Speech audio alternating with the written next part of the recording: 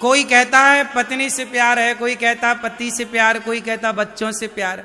लेकिन इसकी एक छोटी सी कथा सुनाऊं यदि आप आज्ञा करो तो, फिर आप लोग बताना कि कौन किससे प्यार करता है। सच्चाई बोल रहा हूं आज, ध्यान से सुन लेना, काम आएगी आपके। आपको लगता है ये मेरे से प्यार कर रही है, ये लगता है मेरे से ये प्यार कर रहा, बच्चों को लगता है माँ बाप प्यार कर रहे हैं, माँ बाप को लगता है बच्चे प्यार कर रहे हैं। छोटी सी कहानी है, जरा सी 1-2 मिनट की सुनो। उज्जैन की कहानी है। उज्जैन में एक राजा रहा करते थे, बहुत अच्छे धर्मात्मा राजा थे। वो ऐसे राजा थे कि अपनी पत्नी से बहुत प्यार करते थे। विक्रमादित्य, विक्रम संवत सुना होगा, विक्रमादित्य के भाई थे। भर्तृहरि उनका नाम था। क्या नाम था? भर्तृहरि। भर्तृहरि नाम के एक राजा थे, उनकी बहुत सुंदर पत्नी थी। वो बहुत प्यार करते थे अपनी पत्नी से, बहुत प्यार। एक दिन क्या हुआ कि उनके राज्य में एक ब्राह्मण आए, और वो बड़े तपस्वी ब्राह्मण। उन्होंने तपस्या की तो तपस्या से कोई देवता प्रसन्न हो गए, और देवता ने उन्हें एक फल दिया। बोले तुम ब्राह्मण ये फल खा लो, सदा जवान रहोगे और अमर हो जाओगे। ये फल जो खाएगा सदा जवान रहेगा और अमर हो जाएगा। पंडित जी ने फल लिया, और पंडित जी को लगा मैं जवान रहकर और अमर होके क्या करूंगा, ये जो हमारे राजा भर्तृहरि हैं ये बहुत अच्छे राजा हैं, यदि ऐसा राजा अमर हो गया तो ये देश सदा के लिए अमर रहेगा, ये देश हमारा सुरक्षित रहेगा। भाई देश है तो सब है, अच्छा राजा होना चाहिए देश का। भर्तृहरि हमारा अच्छा राजा है। तो पंडित जी फल लेकर गए, एकांत में मिले। महाराज यहाँ आओ, अकेले में। महाराज ये फल आप खा लेना, इससे आप सदा जवान रहोगे और अमर रहोगे, आपको कोई मार नहीं सकता, मैंने तपस्या करके पाया। राम राम। पंडित जी चले गए। राजा भर्तृहरि ने फल देखा, वाह। लेकिन राजा को तो प्यार था पत्नी से, उनको लगा यदि ये फल मैं खाता हूं तो मैं जवान रहूंगा, और यदि मेरी पत्नी फल खाएगी तो वो सदा जवान रहेगी, और वो जवान रहेगी तो मैं सुख लेता रहूंगा, आनंद लेता रहूंगा। तो मेरी पत्नी को फल खिलाता हूं। तो पत्नी के पास गए। भाग्यवान सुनती हो? हाँ हाँ महाराज, ये लाया हूं तुम्हारे लिए, फल खाओ। क्या होगा? तुम सुंदर हो जाओगी और सदा जवान रहोगी, खाओ। अच्छा मैं भोग लगा के खाऊंगी। भर्तृहरि चले गए। पत्नी ने फल रखा। पत्नी का चक्कर था सेनापति से। है क्या सही?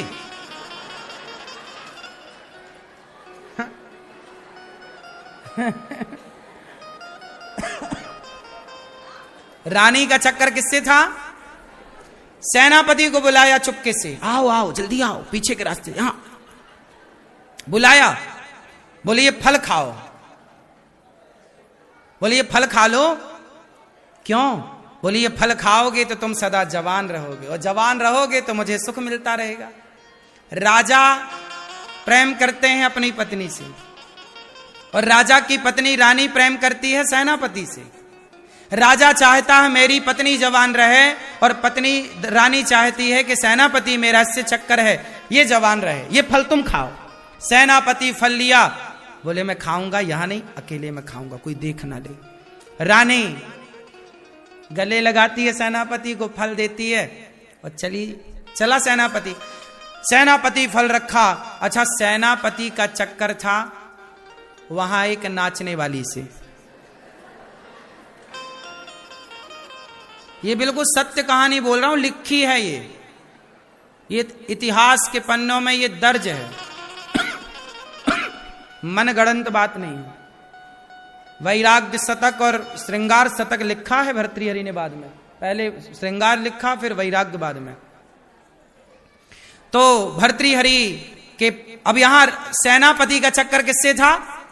एक नर्तकी से, नाचने वाली नर्तकी को बुलाया। ओहो बहुत सुंदर दिख रही हो, ये फल खाओ तुम सदा जवान रहोगी। मैया तुम कहां फोन लगा ली? हाँ? ये प्रसंग चल रहा है, बिना फोन लगाना कहीं।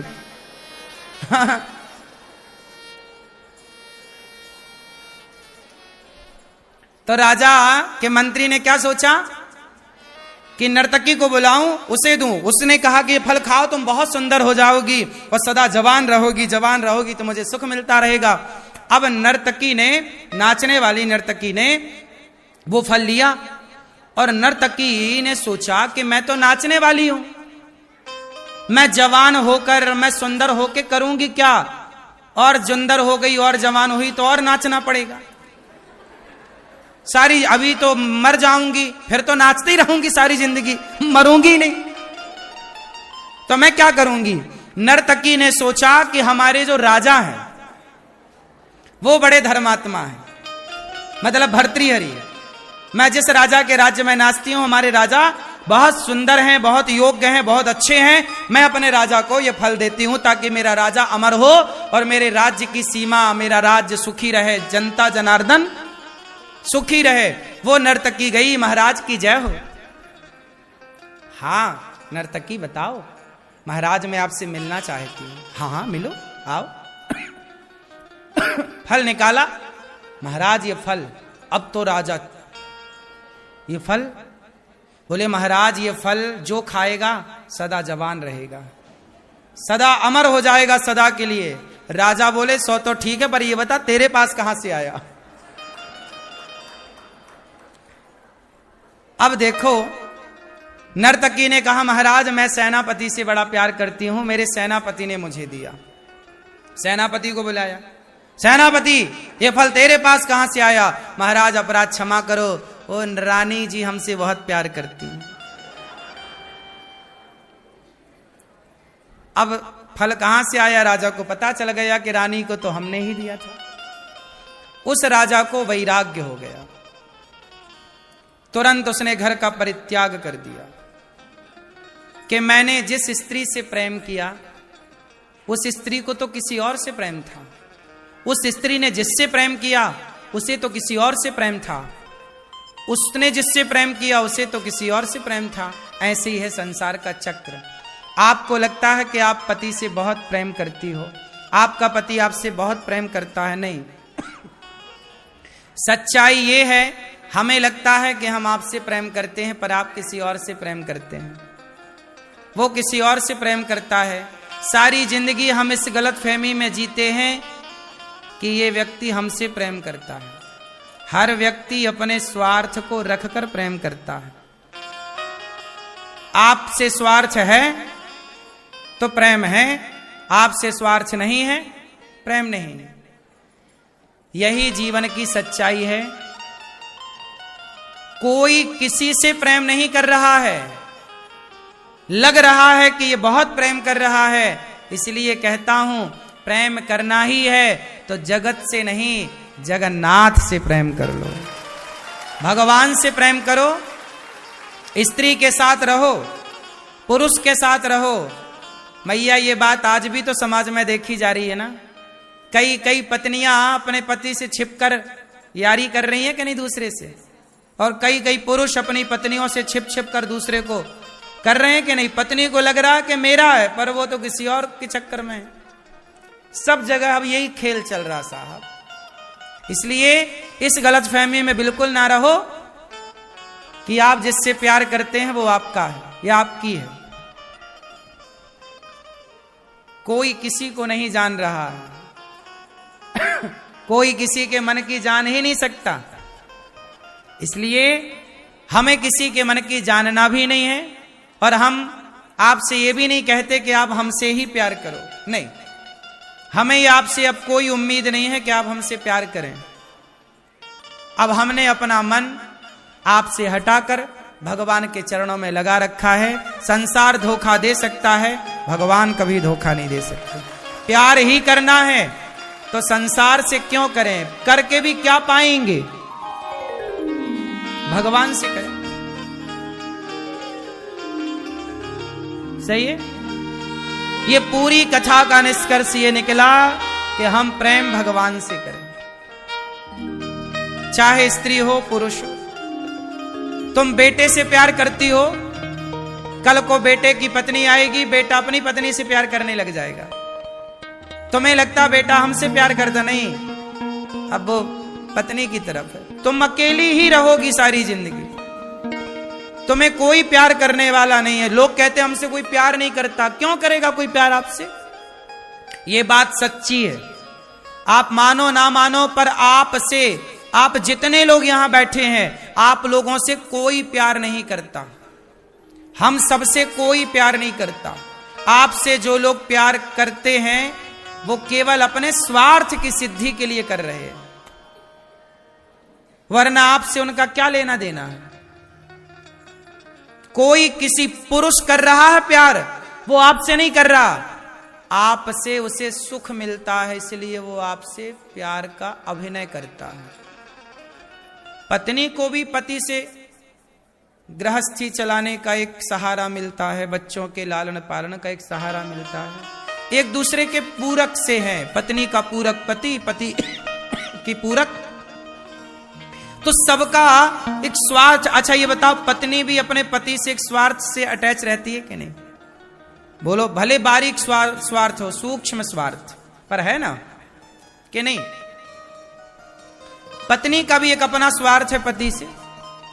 जो पति कमाता है, गिफ्ट लाता है, उसे आप ज्यादा अच्छा पति मानती हैं। जो नहीं कमाता, उनकी पत्नियां बिल्कुल, देख लो उनका व्यवहार पति के प्रति कैसा है। तो व्यक्ति ऐसे ही है कि आपका स्वार्थ सिद्ध हो तो सब अच्छा है, और आपका स्वार्थ सिद्ध ना हो तो। इसलिए संसार के चक्कर में ना पड़ो, समय ना गवाओ। अंत में जैसे भर्तृहरि को उनकी पत्नी ने धोखा दिया, पत्नी मतलब संसार, ऐसे ये संसार एक दिन आपको धोखा देने के लिए तैयार है। राजा की रानी ने राजा को धोखा दिया, तो रानी को सेनापति ने धोखा दिया। पुरुष को स्त्री ने धोखा दिया, तो स्त्री को पुरुष ने धोखा दिया। संसार में सब धोखेबाज हैं,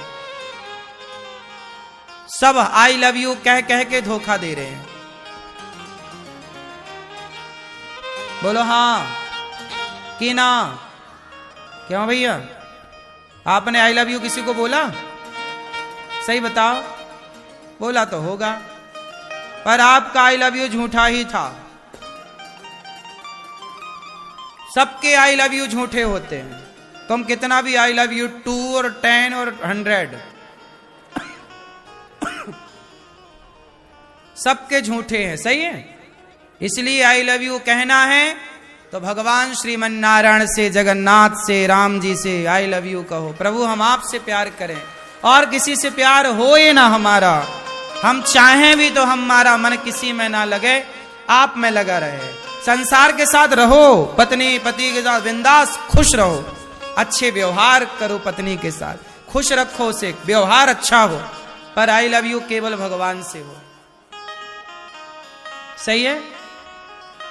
क्योंकि मान लो इस बात को, कोई आपका नहीं है, कोई आपसे प्यार क्यों करेगा? कोई आपसे प्रेम, कोई आपसे प्यार क्यों करेगा? क्यों करेगा कोई आपसे प्यार? अच्छा ये बताओ, आपके शादी के पहले आपकी पति ने आपकी फोटो देखी थी कि नहीं? 4 लड़कियां रखता सामने फोटो, एक की वाली पसंद है, यार ये थोड़ा काली है, सांवली है, ये थोड़ा ऐसी है वैसी, ये अच्छी है। मतलब उसने आपको पसंद नहीं किया, आपकी सुंदरता को पसंद किया था। बोलो हाँ, आपने भी कोई लड़का पसंद थोड़ी किया था पति, अरे अच्छा पैसे वाला है, सुंदर है, आपने भी तो पैसे पसंद किए थे, काम धाम करता है, करने वाले को पसंद किया था। आपने लड़की पसंद की, उसमें सुंदरता थी, अरे बहुत पसंद आई, लेकिन वो सुंदरता उस लड़की में सदा ना रहेगी। जब तक सुंदरता रहेगी तब तक वो आपको प्रिय लगेगी, पर एक टाइम बाद सुंदरता तो सबकी चली जाती है। बोलो सत्ता, सिंहासन, सुंदरता, संपत्ति सदा के लिए नहीं है। सुंदरता सदा ना रहेगी, आपकी पत्नी सदा जवान ना रहेगी। आज सुंदर है, कल वो सुंदर नहीं रहेगी। क्या तब भी वही प्यार करोगे जो सुंदरता में करते थे? तब पुरुषों का व्यवहार पत्नी में बदल जाता है। पहले शादी हुई तो 1 महीने 2 महीने 1 साल तक तो हाथ छूटता नहीं है लड़का लड़की पति पत्नी का। जहां जाएंगे ऐसे जाएंगे कंधे में हाथ डाल के, एक दूसरे का हाथ पकड़ के चलेंगे, बैठेंगे भी तो हाथ पकड़ेंगे, क्योंकि शुरुआत है ना, स्पर्श भी सुख दे रहा है, एक दूसरे का टच। हाँ या ना? 1 साल तक तो हाथ छूटता नहीं है, कहीं भी जाएंगे साथ में। फिर वही पति पत्नी 10 साल बाद पकड़ाना अपने पति को, हाथ छोड़ दे, चल नहीं सकती कि लंगड़ी है। चल,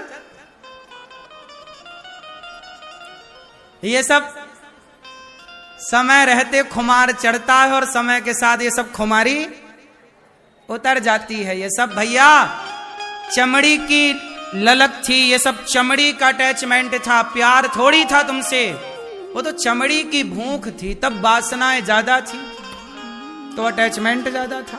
अब देख चुके हो सब कम हो गई चीजें। अब तुम्हारी हिम्मत भी खत्म हो चुकी है, बूढ़ा भी हो गया शरीर।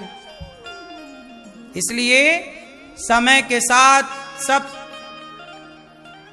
इसलिए फिर भी कहता हूं कि रहो साथ में, एक दूसरे के काम आओ बुढ़ापे तक, लेकिन ये मान के चलो कि ये सब अपना नहीं है। मेरे तो गिरधर गोपाल दूसरो ना कोई, यही सत्य है।